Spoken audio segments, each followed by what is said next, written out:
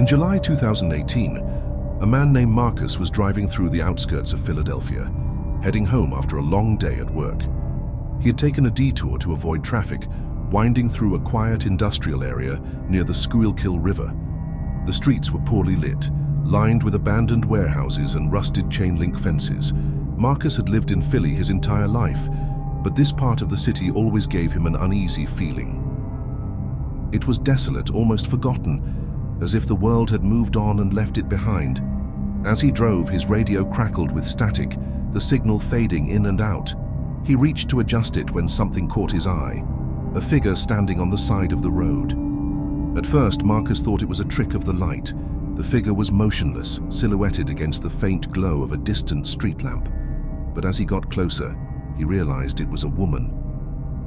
She was dressed in a tattered white dress, her hair disheveled, and her arms hung limply at her sides. Marcus slowed his car, his instincts torn between concern and caution. It was late, and this wasn't the kind of area where people just stood around. He rolled down his window slightly and called out, "Hey, are you okay? Do you need help?" The woman didn't respond. She didn't even move. Marcus felt a knot tighten in his stomach. Something about her stillness was unnerving. He considered driving away, but the thought of leaving someone in distress gnawed at him. He pulled over a few feet ahead of her and stepped out of the car, keeping the door open just in case. "Hey," he said again, louder this time. "Do you need a ride or something?" The woman slowly turned her head toward him, and Marcus froze. Her face was pale, almost ghostly, and her eyes were wide, vacant, and unblinking. She stared at him for what felt like an eternity before finally speaking. "They're coming," she whispered, her voice barely audible. Marcus frowned, his unease growing. "Who's coming?" he asked, glancing around. The street was empty, the only sound the faint hum of his car's engine. The woman didn't answer. Instead, she began to walk toward him, her movements slow and deliberate. Marcus took a step back, his hand instinctively reaching for the car door. "Look, I'm just trying to help," he said, his voice tinged with nervousness. "But you're freaking me out a little." The woman stopped a few feet away from him and tilted her head as if studying him. Then, without warning, she lunged forward, her hands clawing at the air. Marcus stumbled backward, nearly falling as he scrambled into his car. He slammed the door shut and locked it, his heart pounding in his chest.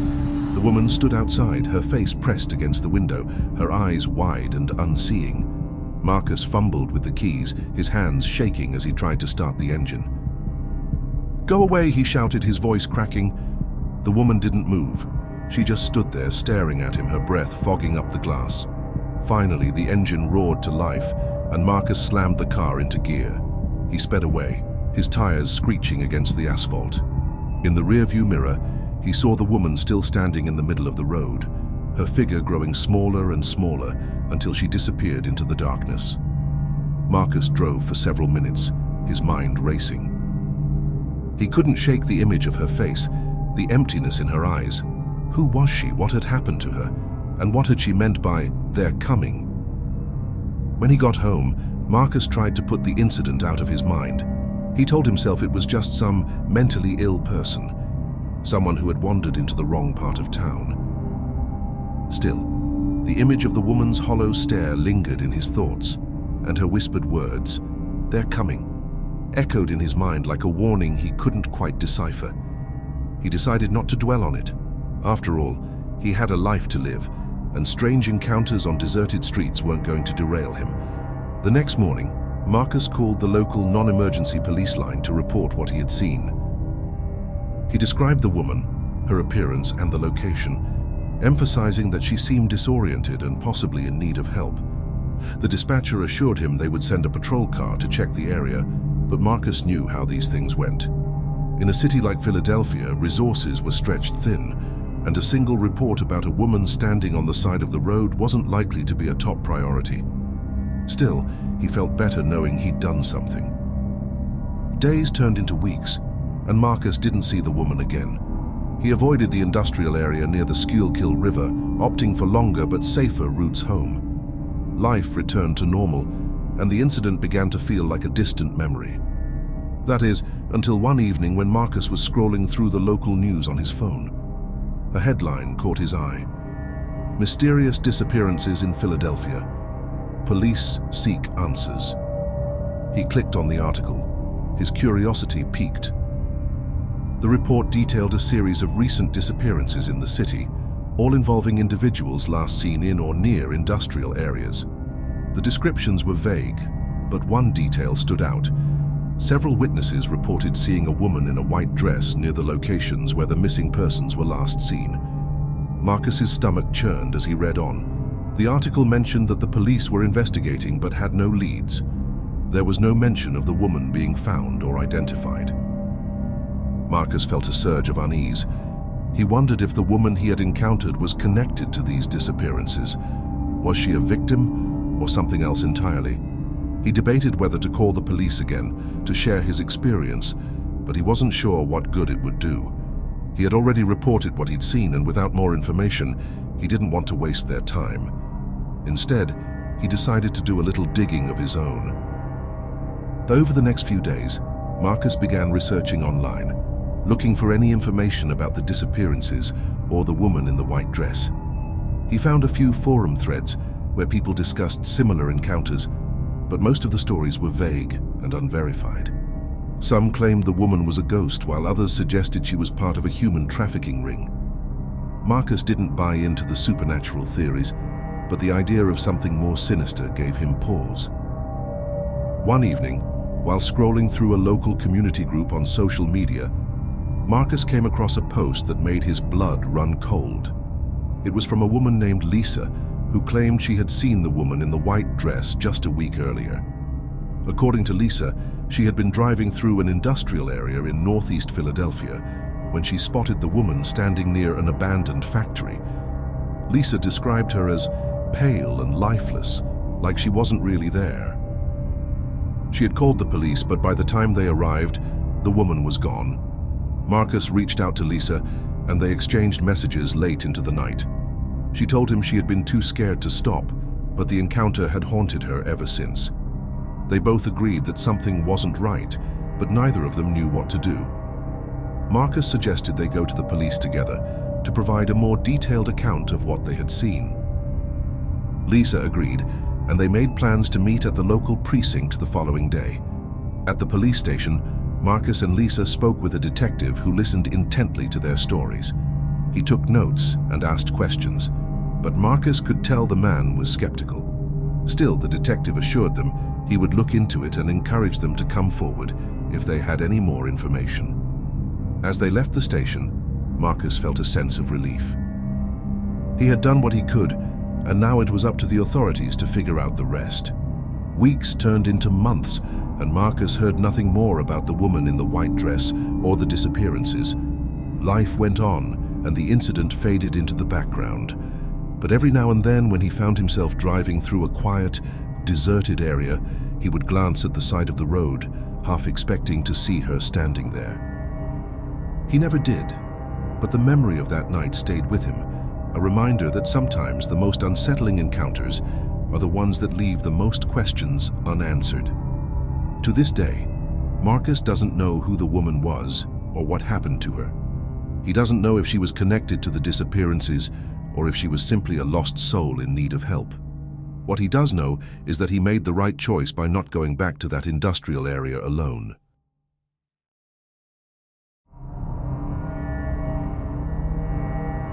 On a chilly evening in October 2018, a young woman named Sarah decided to take a shortcut through Fairmount Park in Philadelphia.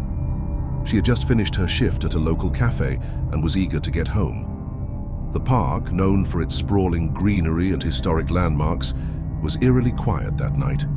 The usual joggers and dog walkers were absent, and the only sound was the rustling of leaves in the wind. Sarah, a native of the city, had walked through the park countless times before, but something about that night felt different. The air was thick with an unsettling tension, and the dim streetlights cast long, ominous shadows on the path ahead. As she ventured deeper into the park, Sarah noticed a man standing near a cluster of trees. He was tall, wearing a dark hoodie that obscured his face, and seemed to be staring intently at something on the ground. Sarah's instincts told her to cross to the other side of the path, but curiosity got the better of her. She slowed her pace, trying to get a better look without drawing attention to herself.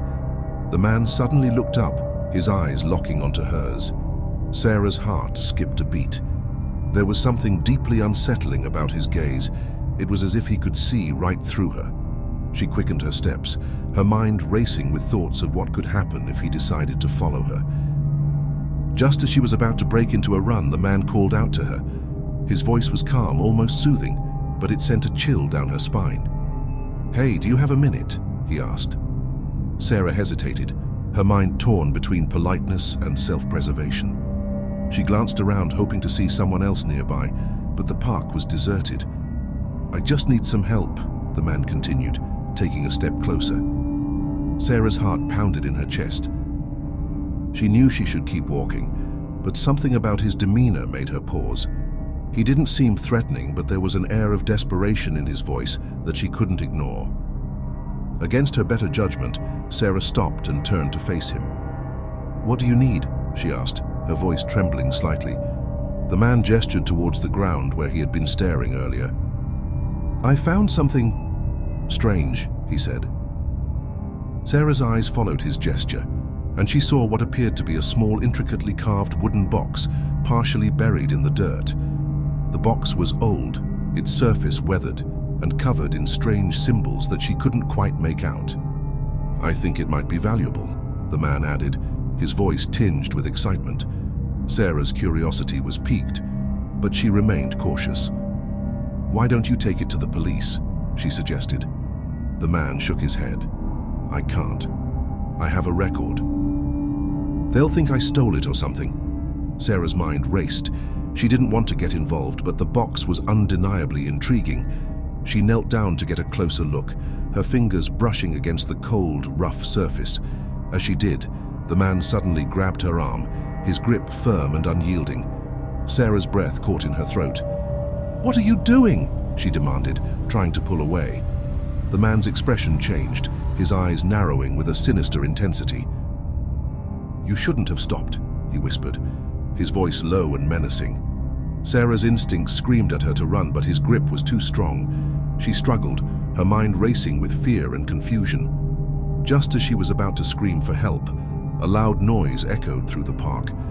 The man's grip loosened, and Sarah took the opportunity to break free. She stumbled backward, her heart pounding as she turned to see what had caused the noise. A group of teenagers on bikes had entered the park, their laughter and chatter filling the air. The man glanced at them, then back at Sarah, his expression unreadable. Without a word, he turned and disappeared into the shadows. Sarah stood there, trembling, her mind struggling to process what had just happened. She looked down at the box, still lying in the dirt, and felt a wave of unease wash over her. She knew she should leave it there, but something compelled her to pick it up. The box was heavier than she expected, and the symbols etched into its surface seemed to pulse with a faint, otherworldly glow. Sarah quickly shoved it into her bag and hurried out of the park, her mind racing with questions. Who was that man? What was in the box? And why had he targeted her? When she finally reached her apartment, she locked the door behind her and took a deep breath. She placed the box on her kitchen table and stared at it, her curiosity battling with her fear. Part of her wanted to open it, to uncover its secrets, but another part of her warned against it. Hours passed, and Sarah found herself unable to sleep. The events of the night replayed in her mind, each detail more unsettling than the last. Finally, she couldn't take it anymore. She grabbed the box and carefully pried it open. Inside, she found a collection of old photographs, each one more disturbing than the last. The images depicted people in various states of distress, their faces twisted in fear and pain. Some of the photos were accompanied by handwritten notes detailing names, dates, and locations.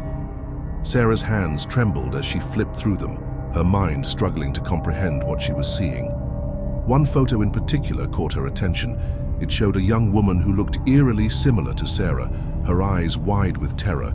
The note attached to it read, "Target acquired." Phase 2 initiated. Sarah's blood ran cold. She realized with horrifying clarity that she had been the target all along. The man in the park hadn't chosen her at random. He had been waiting for her. The box, the photos, the notes. It was all part of some twisted plan. Sarah's mind raced as she tried to piece together what was happening. Who was behind this, and what did they want with her? The next morning, Sarah went to the police, but without any concrete evidence, they were unable to help. The man in the park was gone, and the box, while disturbing, didn't provide any clear leads. Sarah was left with more questions than answers, and a growing sense of paranoia. She started noticing strange things. A car parked outside her apartment for hours on end, unfamiliar faces watching her from a distance, and cryptic messages left on her doorstep. It was as if someone was always watching. Months passed, and Sarah's life became a living nightmare. She changed her routines, moved to a new apartment, and even considered leaving the city altogether. But no matter what she did, the sense of being watched never went away. The box remained in her possession, a constant reminder of that fateful night in the park. She couldn't bring herself to get rid of it, fearing that doing so would only make things worse. Instead, she kept it hidden, a dark secret that she carried with her every day. To this day, Sarah still doesn't know who the man in the park was or what his intentions were. The box and its contents remain a mystery, a chilling reminder of the dangers that can lurk in the most ordinary of places. She has tried to move on, to put the experience behind her, but the memory of that night continues to haunt her. Philadelphia, a city known for its history and charm, holds a darker side, one that Sarah will never forget. And as she walks the streets, she can't help but wonder if she's being watched, if the man in the park is still out there waiting for his next target.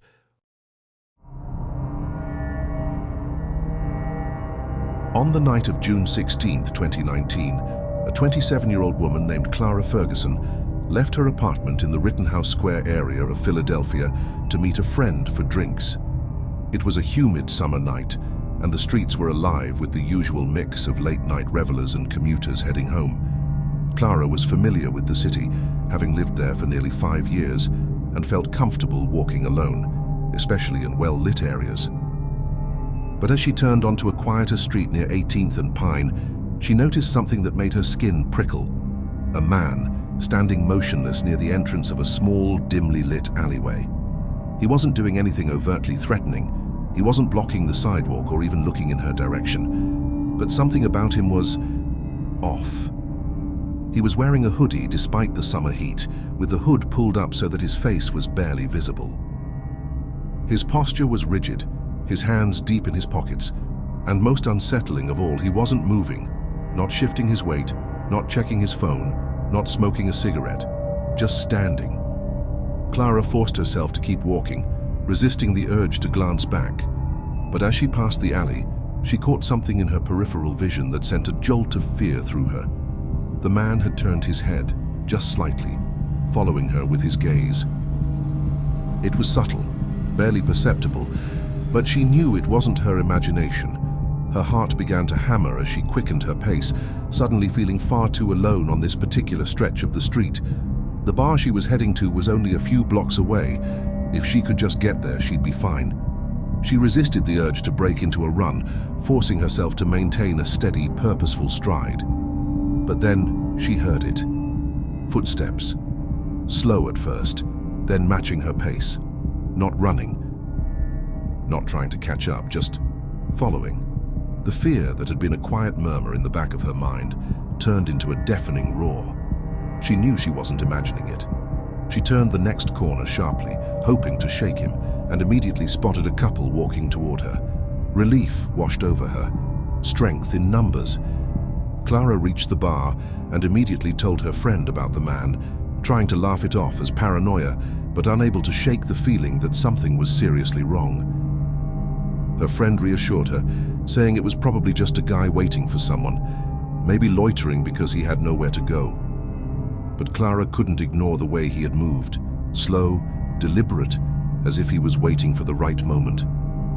She made sure to take a rideshare home that night, triple-checking the locks on her door before going to bed. 2 nights later, her unease turned into terror. She was scrolling through local news when she saw a report about a missing woman. A girl named Ashley Monroe had disappeared after leaving a bar not far from where Clara had been that night. The last known sighting of her was caught on a grainy security camera, walking past the very same alley where Clara had seen the hooded man. And just a few feet behind her, half shrouded in darkness, was a figure following her at the same measured pace. Clara's blood ran cold.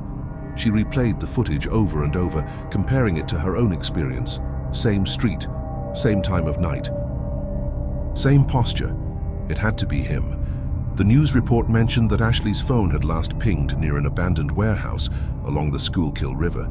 The area was known for being a dumping ground, graffiti-covered walls, broken windows, and a history of violent crime. Clara felt sick. She knew she had to call the police to tell them what she had seen, even if it seemed like a small detail. The next morning, detectives interviewed her. She described everything in detail: the way he stood, how he followed her, the eerie sense that he was waiting for something. They listened carefully, nodding as if they had heard similar accounts before. When she finished, one of the officers sighed and told her, "You're lucky. You probably don't even realize how lucky." A week later, Ashley's body was found. It had been dumped near the river, partially hidden under a pile of debris. The details of her murder were never fully disclosed to the public, but rumors swirled: signs of restraint, a struggle, defensive wounds. Clara couldn't stop thinking about the what-ifs. What if she had been the one walking alone that night? What if she had ignored her instincts and stopped to check her phone or tie her shoe? What if she had hesitated for even a moment longer in that alleyway? The man was never caught. Over the following months, more women reported similar encounters in the same area. A man standing motionless near alleyways, watching, waiting. The police urged caution, but never made an arrest. The stories eventually faded from the headlines, replaced by new crimes, new tragedies. But for Clara, the fear never faded. Even years later, she still finds herself glancing over her shoulder whenever she walks alone at night, haunted by the knowledge that somewhere out there, the hooded man is still waiting.